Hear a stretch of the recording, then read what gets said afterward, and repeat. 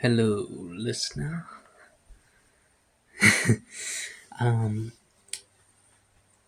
okay, so you know how we believers, right, can do all things through Christ who strengthens us. Something I heard on the stream, you know, but I heard that God can use anything for our good, even our anger. If He can use our anger for our good, which is His purpose for us. For His purposes for us are always good, because He has plans to prosper us, to give us a hope in a future, not to harm us.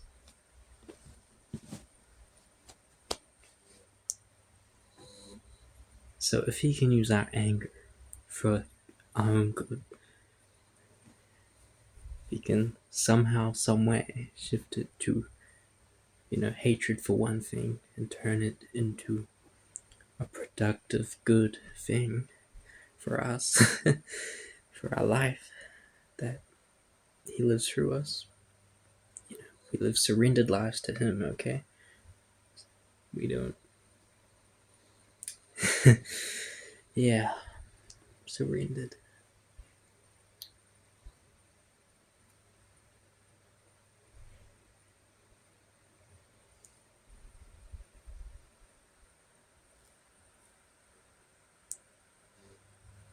If you have a lot of idols, right? Those are just things that turn your heart away from God and cause you to have another rock in your heart. What I mean by rock is, you know how we call out to the Lord, right? To help us, to save us, to comfort us, to encourage us, to heal us, and to protect us, right?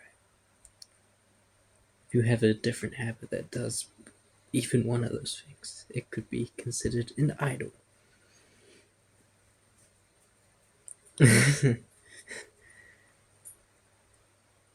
So yeah, so yeah. But back to how God can use anything, even anger. He can also use sadness, grief, forgetfulness, poor memory, right? I can't explain all the different things because I don't know all the different insights on that, but I do know the one on memory because I'm suffering that. I say suffering, but in really, it's more of a blessing. Because if you have forgetfulness, right, there are doors in your past that need closed, right? That God can only close, and God can only open new doors, right? So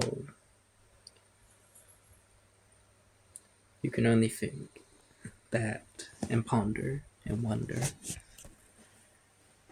If I am being so forgetful and my memory is so poor, it only means that I'm being protected, that I can count it a blessing, because I don't remember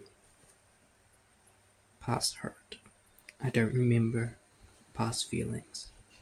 I don't remember things in general that I take offense to. See where I'm going with this? How it can be counted a blessing instead of like a curse?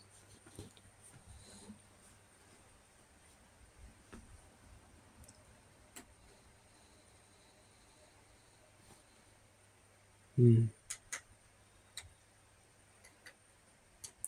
what I've heard is we believers can all be called to many different crazy things. We may not ever know God's purpose for our life, but God's will over our life will reign supreme, despite circumstance. And it's fact, those very circumstances that may be God's will, you may be where you're supposed to be. And that's the thing. And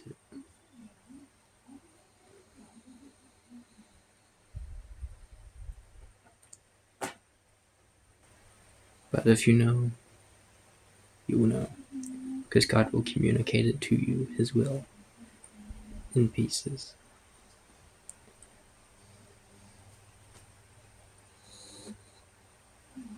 So yeah, you will know when you know. And if you can't understand it, you can always ask Him to plainly tell you. It helps. He gives clarity. And what He gives, He freely gives.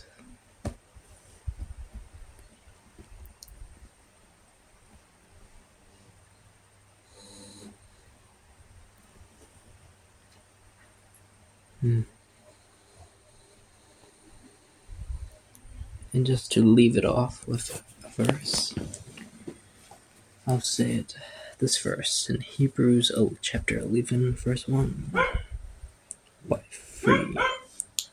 Faith is the confidence that what we hope for will actually happen, gives us assurance about things we cannot see. Through faith, the people in days of old earned a good reputation. By faith we understand that the entire universe was formed at God's command, that what we now see did not come from anything that can be seen. And then it just lists a whole, I'd say basically half a page worth, or a third of a page worth of examples of faith, from Abraham to like Moses. Yeah.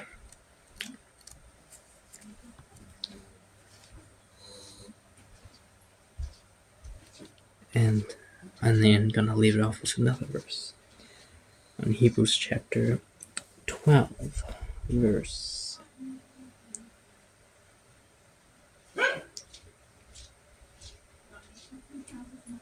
2 to like 6.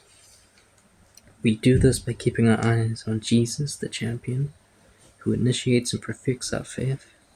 Because of the joy awaiting him, he endured the cross, disregarding its shame,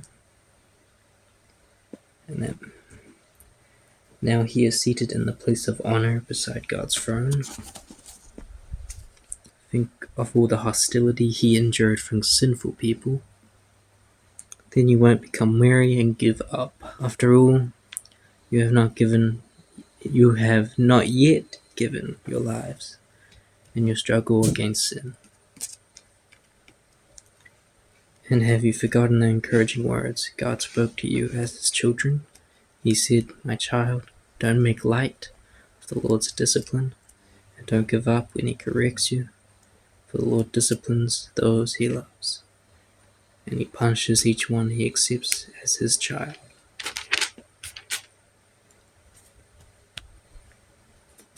So to sum of that up, endure, and don't count pain, the painful suffering you get. That is divine discipline.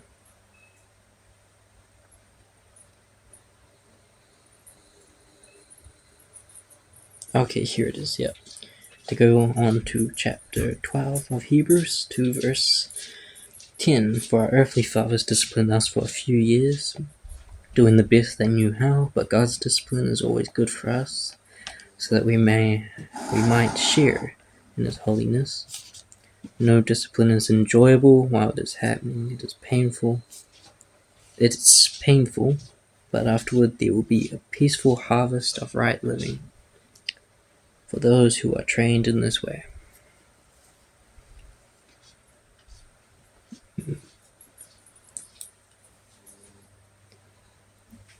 So yeah.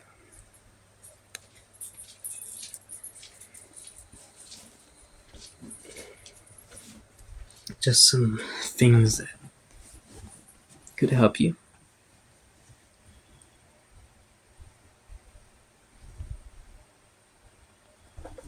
So even if you think you're being disciplined by God, know it's because he loves you and he treats you as his own child. You're not illegitimate and you are his own child. He thinks of you as his child.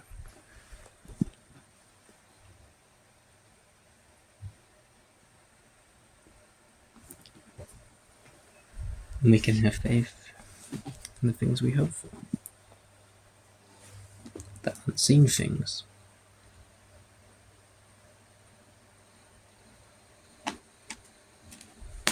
Because God assures us that we're safe in his hand. And we know his purposes for our life are always good, even if they seem questionable and crazy to us at first, or to others around us, for that matter.